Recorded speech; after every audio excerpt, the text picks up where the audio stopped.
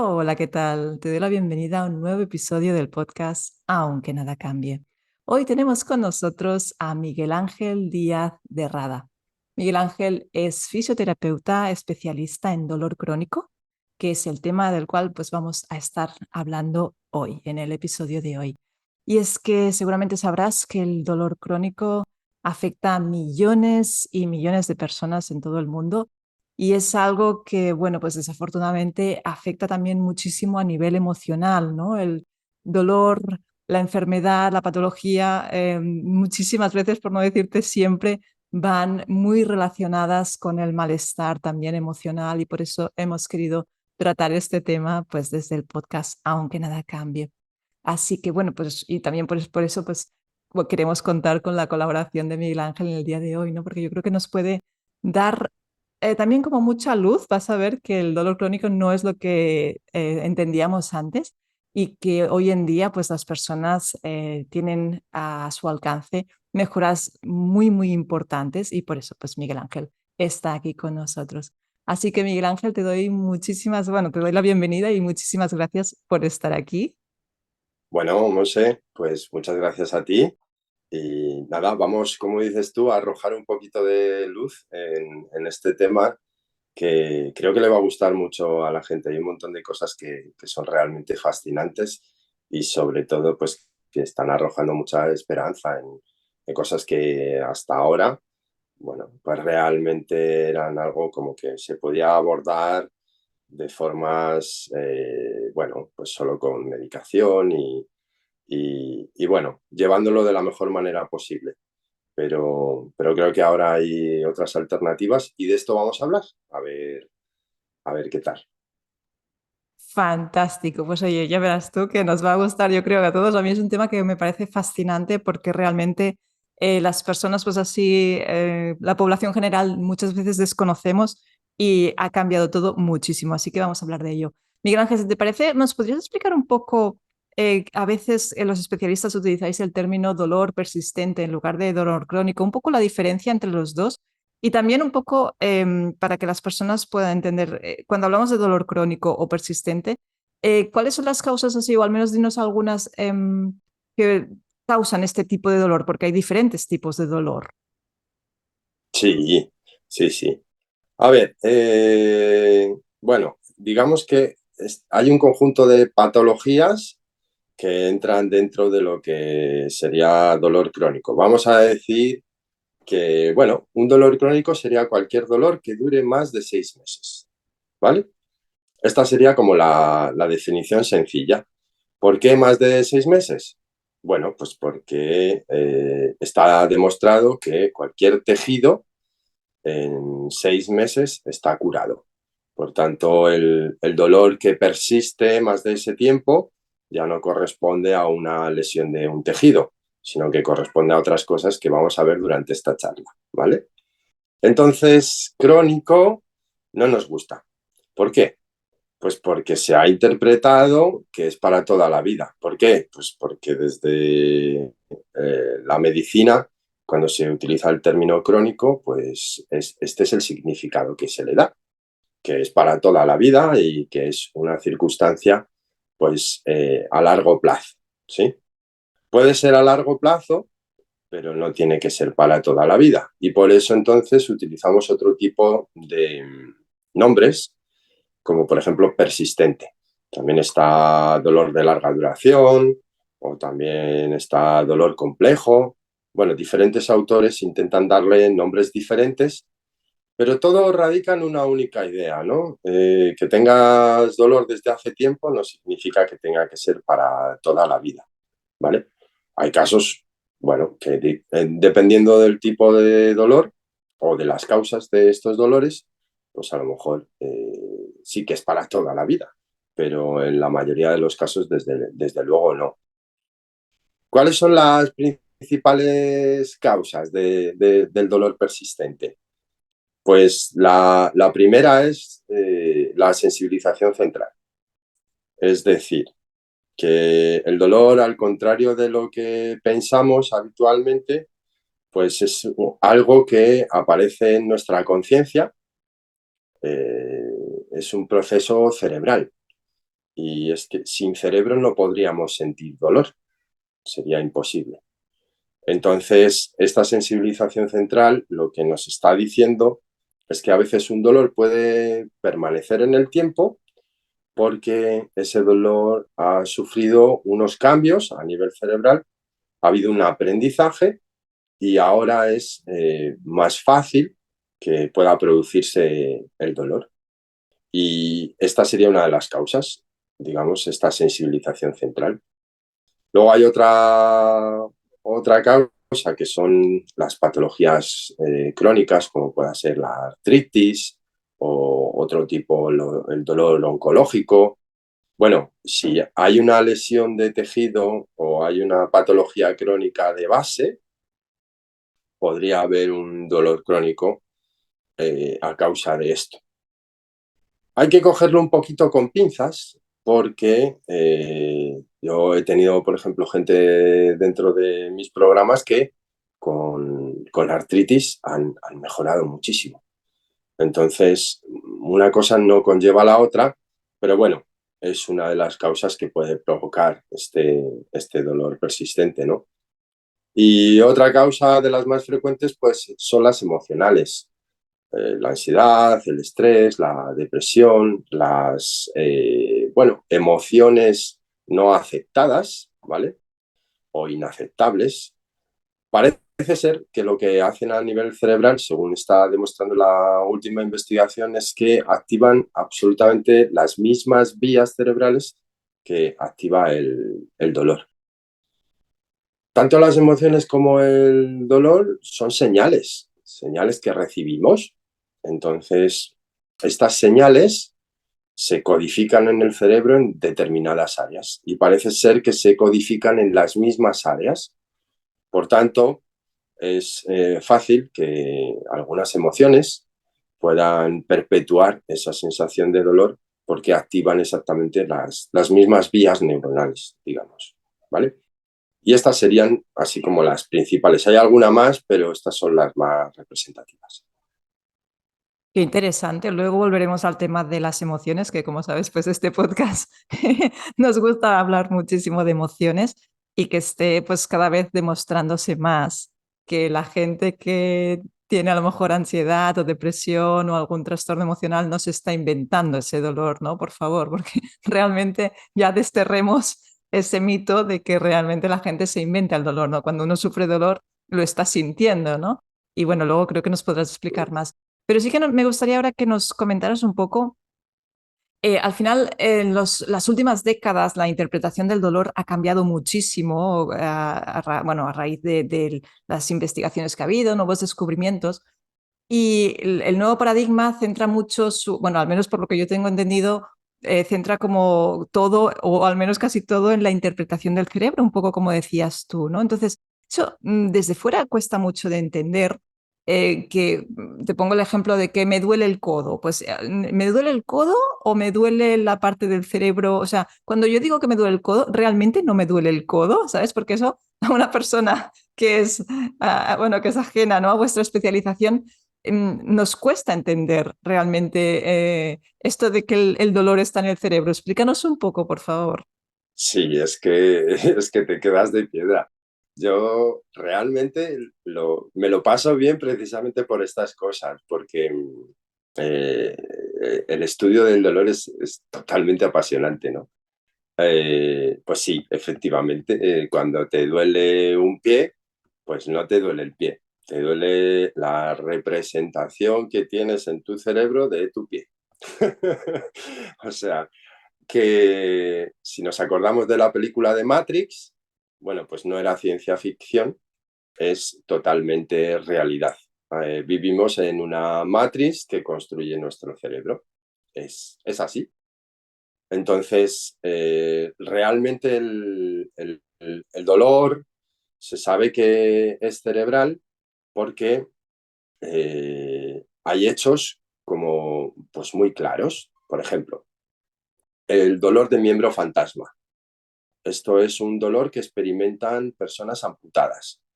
Pues imagínate que hay una persona que está amputada en su brazo, no tiene brazo, y esa persona puede desarrollar, a pesar de no tener brazo, dolor en su codo, en su antebrazo y en su mano. Y entonces, ¿cómo una persona que no tiene brazo puede dolerle el brazo? Pues porque lo que le está doliendo es la representación que tiene en su cerebro de su cuerpo. Y lo que hay que hacer es un proceso de adaptación de esa estructura cerebral a la nueva realidad, que todavía no se ha producido. Y por eso tiene dolor en una parte que no existe. Date cuenta que esto definitivamente demuestra que el dolor es cerebral, porque si no, no habría manera de explicar esto, ¿sí? Entonces, el trabajo en el dolor crónico, en el dolor persistente, precisamente es que estas vías neuronales, estas partes del cerebro, han sufrido ciertos cambios y lo que tenemos que hacer es, aprovechando la plasticidad cerebral, es decir, la capacidad de cambiar que tiene nuestro cerebro a través del aprendizaje, podamos dar a la persona nuevos aprendizajes para que deje de experimentar dolor por cosas que su cerebro está mal interpretando. Otro ejemplo, una persona cuando tiene alergia, el polen es algo inofensivo para absolutamente todo el mundo, ¿verdad? Pues puede llegar un momento en el que el sistema inmune determine que el polen es peligroso para la persona y como determina que eso es peligroso, pues automáticamente lo que ocurre es que crea una reacción frente a un estímulo que en principio no es doloroso. ¿Se ha equivocado? Bueno, pues en el dolor puede ocurrir exactamente lo mismo. Puede haber lo que se llama un error de atribución y en ese momento lo que se podría considerar como dañino para el cuerpo o algo que tendríamos que proteger, pues no es así y se enciende la señal de dolor sin haber ningún problema en el tejido de la gente. Esto sería un poco como la explicación un poco de cómo funciona esto y de lo sorprendente que es, ¿no? Lo que dices de, ¿realmente me duele la mano cuando me duele la mano? No, vivimos en una Matrix. Es fascinante y a la vez, bueno, yo creo que la primera vez que lo escuchas, claro, es que cuesta muchísimo. O sea, realmente, a no ser que te expliquen directamente lo que has hecho tú, que me parece el ejemplo perfecto, lo del miembro fantasma, es que ahí ya no, o sea, no puedes rebatir. O sea, por mucho que tú creas, dices, no, no, pero a mí es que me duele el codo. No, no, a la gente que le han amputado el codo también le puede doler el codo, ¿no? Realmente no estamos diseñados para entenderlo para nada, ¿no? Entonces me parece, yo creo que, bueno, desde eso, hace unas décadas que este mundo, y vas con la presencia de dolor tan importante que hay, ¿no? Que afecta al final a casi todas las personas en un momento u otro de su vida y muchas veces se convierte en dolor crónico, ¿no? Sobre todo a medida que nos vamos haciendo mayores, muchas veces, ¿no? Pues se acumula mucho más, entonces, bueno, fascinante. Te quería comentar, sé que, bueno, entiendo que este paradigma habrá tenido como diferentes aproximaciones, ¿no? Diferentes teorías que se habrán propuesto, algunas más relevantes que otras, algunas que se estarán consolidando más que otras. Yo sé que hoy querías hablarnos de una en particular, que es la teoría del cerebro predictivo, que es, bueno, yo creo que os va a encantar porque tiene mucho que ver con lo que estás contando. Entonces, ¿nos podrías explicar así de una manera súper sencilla para que podamos entenderla? Y algún ejemplo también, como has puesto ahora también, como el del miembro fantasma, ¿no? Pues, o sea, ¿qué es esto de la teoría del cerebro predictiva y por qué es tan relevante? Vale, guay. Igual, esta parte es muy sorprendente. Es que realmente el estudio del cerebro te rompe la cabeza, porque es que hay tantas cosas que pensábamos que eran de una forma y luego de repente son de otra, que, joder, es asombroso, ¿no? Bueno, pues la teoría del cerebro predictivo, como dice el propio nombre, en lo que se basa es en que nuestro cerebro construye predicciones.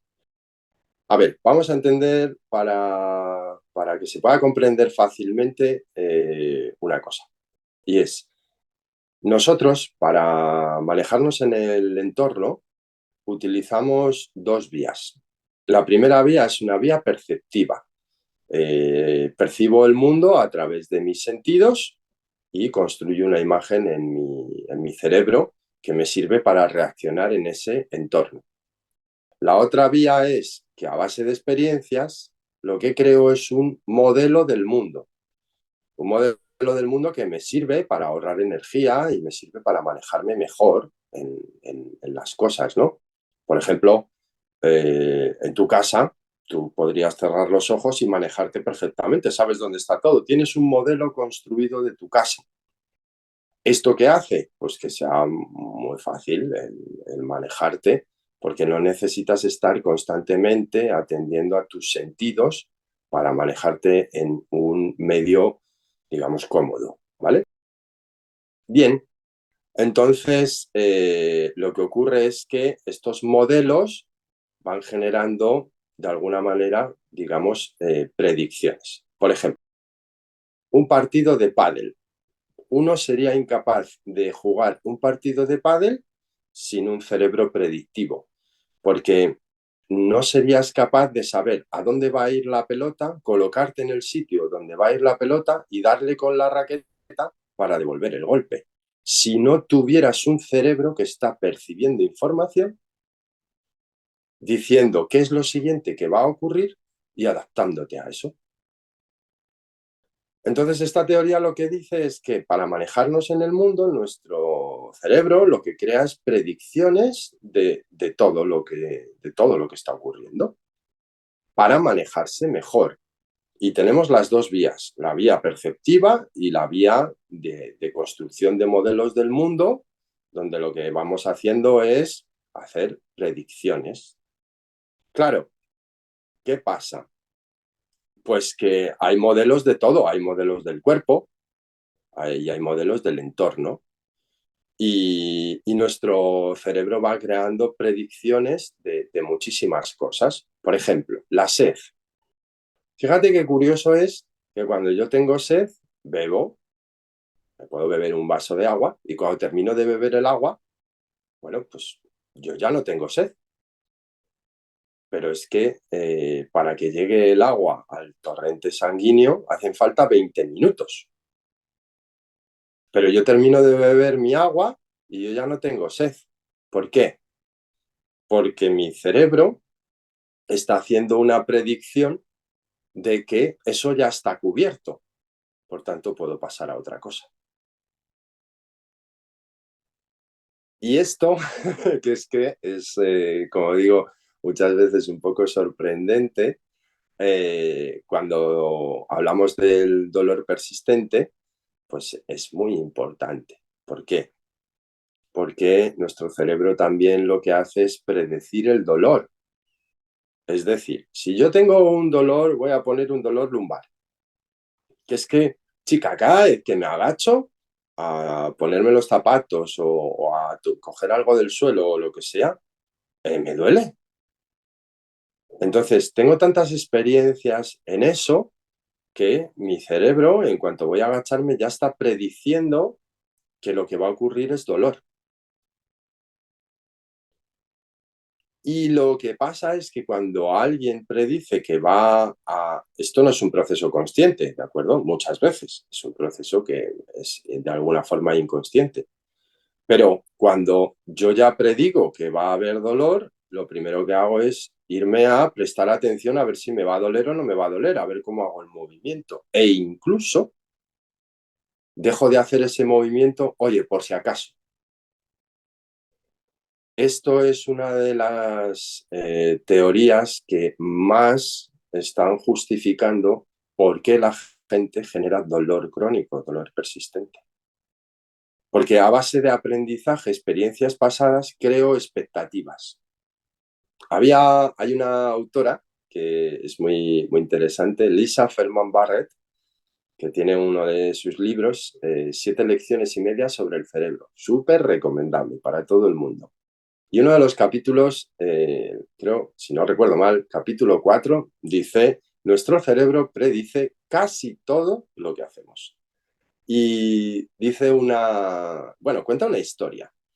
Habla de un hombre que en los años 70 es reclutado en el ejército de Rhodesia para enfrentarse a los guerrilleros. Y que cuando está en medio de la jungla con su escuadrón, pues de repente escucha algo enfrente suya y de repente ve una hilera de guerrilleros. Así que levanta su arma, quita el seguro y cuando está apuntando, uno de sus compañeros por detrás y en silencio toca su hombro y le dice, no dispares, que es un niño. Cuando este hombre baja el arma y mira lo que estaba viendo, ve a un niño de 12 años con un palo de pastor en la mano que había confundido con un arma y una fila de vacas detrás. Y entonces escribía a Lisa explicándole el caso y diciéndole que qué le pasaba a su cerebro que había estado a punto de matar a un niño. Y lo que Lisa decía es, no ha ocurrido nada. Ha ocurrido lo que está haciendo nuestro cerebro constantemente, que es predecir lo más probable, a pesar de que la información perceptiva sea distinta. ¿Qué es lo que pasa? Que hay más validez de encontrar en medio de la selva una fila de guerrilleros que un niño con vacas. Y por tanto, como lo más probable es que haya una fila de guerrilleros en vez de un niño con vacas, yo puedo confundir esa percepción. Es un error que es una predicción que hace nuestro cerebro, una expectativa que en ese caso es errónea, pero que está. Y en el dolor y en muchos otros, bueno, en todos los síntomas realmente ocurre, ¿no? Y esto es súper importante. A mí me pasaba, por ejemplo, con los mareos. Yo tengo una serie de antecedentes bastante largos de que cuando voy en el coche sentado atrás, porque adelante no me mareo, dependiendo del conductor, si es un conductor de estos de freno, acelero, que me ponen malo, pues literalmente me ponen malo. Es decir, empiezo a marearme, a tener unas sensaciones en el estómago muy malas y llego como en algunos momentos pues a tener que parar el coche y parar a vomitar, ¿no? Bien, pues cuando yo entendí esto, lo primero que hice fue cuando me pasó la siguiente vez, fue decir, no, no tiene por qué esté empezando a sentir esto que ir hacia una situación de me voy a marear y ya verás tú qué lío voy a montar, ¿no? No. Y luego lo que hice fue, no le voy a prestar atención a lo que siento, porque si le presto atención a lo que siento, le estoy dando la razón a mi cerebro de que hay ahí algo peligroso que me va a pasar. Nada, me distraigo, ¿sí? Pero sigo yendo en el coche, sentado atrás, para que mi cerebro actualice la información y no tenga que haber unas predicciones tan fiables en cuanto a sentarme en un coche atrás y que haya un tipo de conducción o mucha curva para poderme marear, ¿no? O sea, la repercusión de esta teoría a nivel salud es tan brutal que bueno, es absolutamente impresionante, ¿no?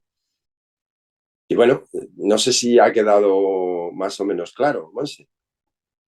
Ha quedado clarísimo, a mí me parece fascinante porque me hace pensar el titular, el cerebro nos engaña, ¿no? O sea, Totalmente. totalmente, porque por lo que estás diciendo, no sé hasta qué punto estas expectativas y así pueden llegar a ser muy determinantes en nuestra vida. O sea, no sé hasta qué punto, o sea, es que, claro, esto cuando lo escuchas por primera vez es decir, pero, o sea, realmente, pero aquí, ¿quién manda aquí? ¿No? O sea, porque es que es muy difícil de entender, porque tú crees que estás interpretando la realidad tal y como es y tu cerebro la interpreta de otra manera, ¿no? Entonces es como súper curioso. Esto sería adecuado explicarlo, porque esa duda que me estás diciendo es algo muy... hay que dejar muy claro. Que el cerebro haga predicciones y que tengamos un error predictivo es normal y no pasa nada.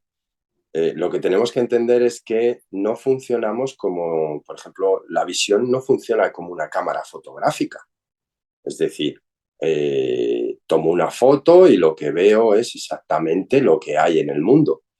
No, lo que ocurre y cómo nos manejamos, por eso he dicho que vivimos en una Matrix, es básicamente que llegan a mis ojos unos estímulos luminosos que mi cerebro debe interpretar y construir una imagen en base a eso. Y a lo mejor lo que le da más fiabilidad a una predicción, porque tiene muchas experiencias pasadas que corroboran que lo siguiente que ocurra es X. Ahora bien, si el entorno o, digamos, la realidad me demuestra que la predicción está equivocada, oye, pues hay una corrección, ¿no? ¿Cuántas veces en la vida nos parece que una cosa es una cosa y luego es otra, ¿no? Siempre pongo ese ejemplo, ¿no? De aquel día que me ofrecen un helado que parecía de fresa y era una mousse de salmón congelada. Pues te puede gustar o no, pero lo que está claro es que no es lo mismo, aunque lo parecen. ¿Mm? Bueno, pues esto pasa muchísimas veces. Eh, a veces las cosas parecen una cosa y luego son otra. Y he dicho desde el principio, son dos modelos que conviven y que se ayudan el uno al otro. Eh, la percepción de la realidad me ayuda a construir modelos del mundo y los modelos del mundo me ayudan a crear expectativas de lo más probable que ocurra y a veces están bien y otras veces pues no están tan bien. Claro, pero bueno, fíjate, es que lo que me hace pensar totalmente es que yo creo que esta teoría nos puede ayudar mucho a entender las personas cuando padecemos ansiedad o cuando padecemos Mm, miedo a la incertidumbre o dificultades, cuando no acabas de tener la situación controlada, por ejemplo, incluso otros trastornos, ¿no? Otras dificultades así emocionales. Entiendo que esta teoría tiene mucho a aportar, ¿no? Al mundo de la psicología. muchísimo, muchísimo. De hecho, por ejemplo, Lisa Feldman Barrett, donde más hincapié hace es en el tema emocional, por poner un ejemplo, ¿no? O Mariano Sigman también habla bastante de todo esto.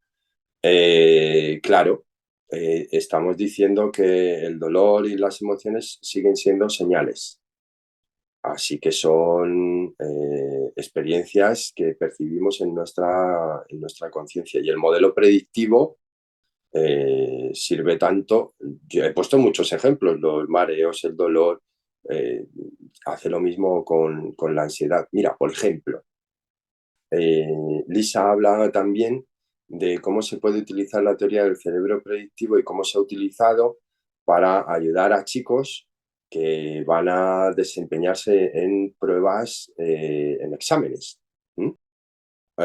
Muchos de ellos podían, bueno, o estaban, digamos, como en un proceso de ansiedad y de nerviosismo. Entonces, eso tiene una repercusión física en el cuerpo. Pues se sentían un poco agobiados, tenían una cierta presión aquí como en el pecho y todo esto. Entonces, todos esos signos que podían sentir las personas les ayudaron antes de las pruebas a reinterpretarlos en vez de como ansiedad y ¡Ah! Dios, esto va a ser una catástrofe, me va a salir fatal, me voy a quedar bloqueado y todas estas cosas lógicas que ocurren con un proceso de ansiedad, a reinterpretarlo como una señal de tengo la chispa y el estímulo suficiente como para hacer esta prueba de una forma estupenda. Y los resultados de esto fue que todos los que pasaron por esta reinterpretación, hicieron de media mejor los exámenes que los que no pasaron como por esta reinterpretación. ¿Sí? Claro, ¿qué es lo que haces? Tú tienes una señal, entonces aparece la predicción de en qué va a desencadenar una expectativa.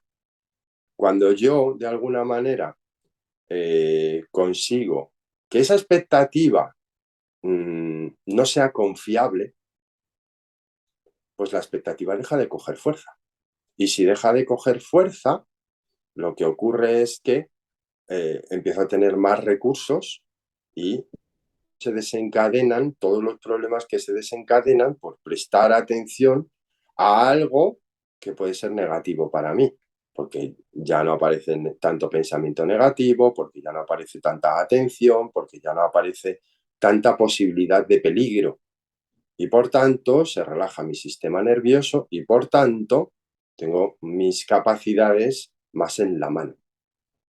Así que evidentemente, claro que puede ayudar en la ansiedad, si es que, y en todo tipo de síntomas. Es que conocer esto es tan importante precisamente por esto. Maravilloso. A mí, bueno, o sea, yo te escucho y digo, es que ahora cogería y me leería todo lo que hay publicado sobre el tema, porque es que es como, ¿what? En serio, o sea, es súper fuerte, ¿no? Que funcione así el cerebro, ¿no? Y que tengamos la suerte de vivir en un momento histórico en que esto lo conozcamos, porque claro, antes no se conocía. Entonces, pues yo no sé, es que de verdad te escucho y digo, guau, pero es que me encantaría aprender sobre esto. Así, entiendo, y yo misma, cuando lo he ido leyendo así de manera más superficial, por supuesto que tú, me fascina, pero al mismo tiempo tengo mis resistencias de decir, pero ¿cómo puede ser? ¿Cómo puede ser? ¿No? Porque es que te hace replantearte muchas cosas. Entonces, me gustaría preguntarte a alguien que nos esté escuchando ahora mismo, ¿no? Y esté, por ejemplo, experimentando dolor persistente y a lo mejor es posible que le haya volado un poco la cabeza. ¿Qué le recomendarías para introducirse a lo mejor y conocer más este tipo, esta teoría o otras relacionadas, a lo mejor en formato libro o película, o qué hacer, ¿no? Delante Es que al final estamos diciendo que realmente es posible reinterpretar la realidad, ¿no? Y que unos síntomas a lo mejor que están siendo muy discapacitantes puedan mejorar muchísimo. Por tanto, estamos aquí no aportando un poco de luz, estamos aquí aportando rayos láser, ¿sabes? O sea, es muy potente, ¿no? Lo que tenemos entre manos. Y siempre, por supuesto, entendiendo que hay un trabajo, esto no es una píldora mágica, ¿no? Sino que realmente hay un trabajo detrás, pero que al menos, pues lo que dices tú, que se está dando alternativas a la medicación y a otros tipos de enfoques pues pueden perjudicar mucho más y tener muchos más efectos secundarios que una intervención así, ¿no? Entonces, ¿qué les podríamos recomendar según, bueno, tu visión? Bueno, pues yo empezaría por un par de libros, así de forma sencilla, ¿vale?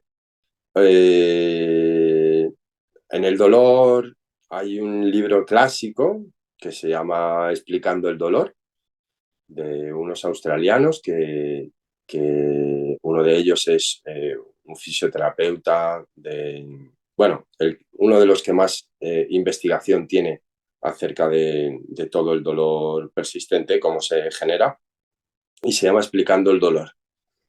Se puede encontrar muy fácil, ¿vale? Y el otro, pues yo creo que 7 lecciones y media sobre el cerebro, de Lisa Feldman Barrett, pues eso, otro libro que puede ayudar a entender un poco cómo funcionan también esta teoría del modelo de las predicciones y ese tipo de cosas. Yo creo un poco que por ahí se puede empezar para ir cogiendo unas pequeñas ideas de cómo va todo esto. Y, y luego, a ver, la verdad, alguien que tenga un problema de dolor persistente y tal, va a necesitar que alguien le eche un cable, porque leyendo un par de libros, normalmente, pues va a comprender cosas y podrá actuar de alguna forma. Pero, hombre, esto es un poquito más complejo de lo que parece. Entonces, hace falta ciertos asesoramientos, así que sería importante que pudiera contar con algún profesional que conozca toda esta investigación, ¿no? Claro, eso es un poco como cuando uno padece ansiedad, ¿no? O depresión, que lea sobre el tema es muy interesante, pero seguramente si tiene un trastorno de ansiedad o tiene una depresión, pues va a necesitar pues, la ayuda de un profesional casi seguro, ¿no? Porque claro, uno por uno mismo puede hacer algunas cosas y está muy bien para empezar, pero realmente pues los profesionales son los que tienen como un conocimiento acumulado que nos pueden hacer que vayamos mucho más rápido y que justamente pues en nuestro caso tomemos un enfoque u otro, ¿no?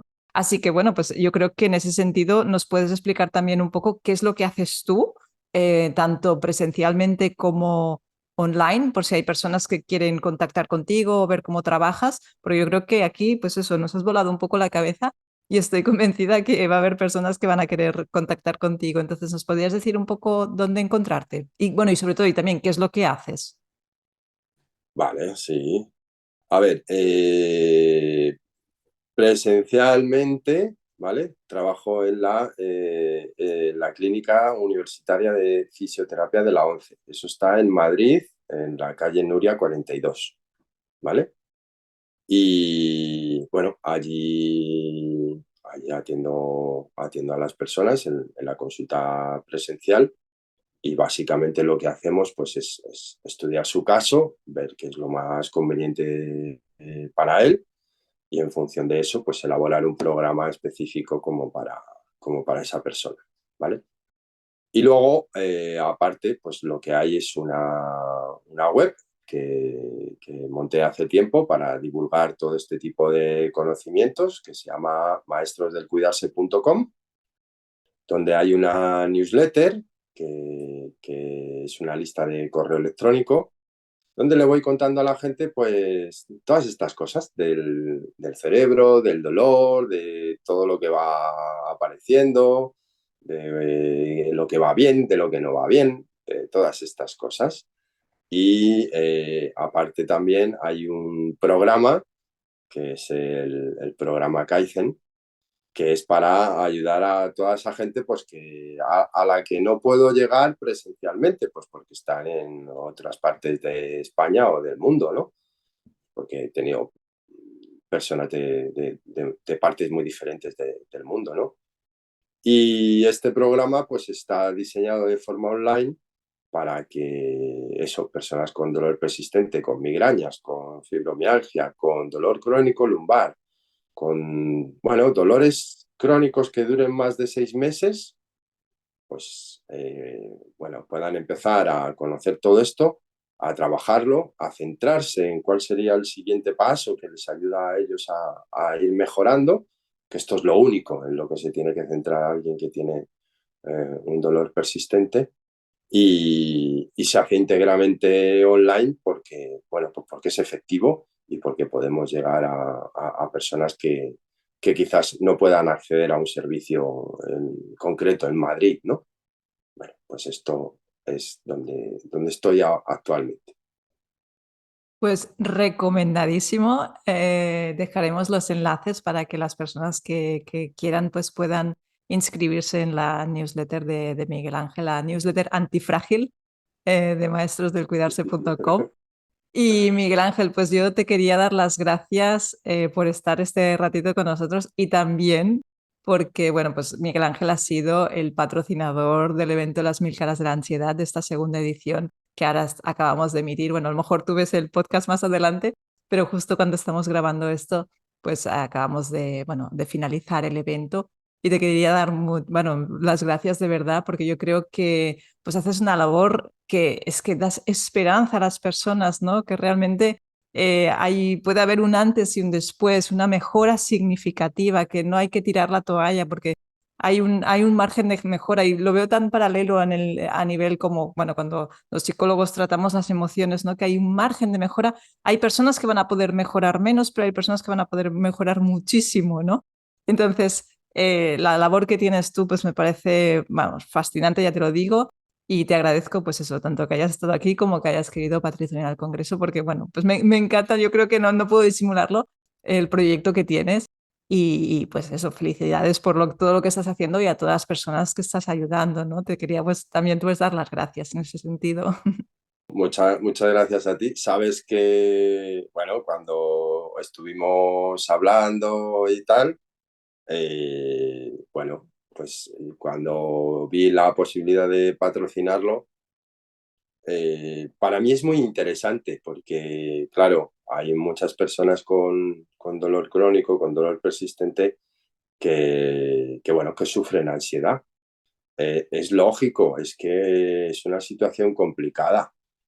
Hay muchas experiencias pasadas de dolor y la gente se puede agobiar frente a esas expectativas, ¿no? De no mejorar, de que su vida se ve sometida a mucho tiempo en la cama, a dejar de hacer un montón de cosas. Pues que afecta a muchísimas cosas, ¿no? Y, y la verdad que yo creo que es que has montado un congreso fantástico. Y yo por eso quise patrocinarlo. Animo a todo el mundo a que se inscriba, porque la verdad es que creo que es muy útil. Y además he recibido muy buen feedback, es decir, ha habido mucha gente que me ha dicho que les está gustando, les ha gustado mucho el congreso, que un montón de herramientas y que enhorabuena en ese sentido a ti también, ¿sabes? O sea que, pues eso, muchas gracias a ti. No, no, y te las devuelvo yo. Y gracias también hablo por parte de las personas pues que no están aquí, pero que estás ayudando, que yo creo que pues de verdad, que esa labor que estáis haciendo, no solo tú, sino profesionales como tú, actualizándoos, ¿no? En las nuevas teorías, pues es de verdad fascinante. Así que pues eso, muchísimas gracias por haber participado. Y a ti que estás al otro lado, pues también te quiero dar las gracias porque hayas estado compartiendo este tiempo con nosotros. Y nada, pues recordarte que puedes, si estás viéndonos en YouTube, que puedes suscribirte, puedes darle a la campanita, activar las notificaciones para que te llegue cuando publicamos un nuevo episodio y que también puedes escucharnos, si no, en las diferentes plataformas de podcast. Y nada, me despido hasta el próximo episodio enviándote un abrazo y nos vemos en el próximo. Hasta luego, chao.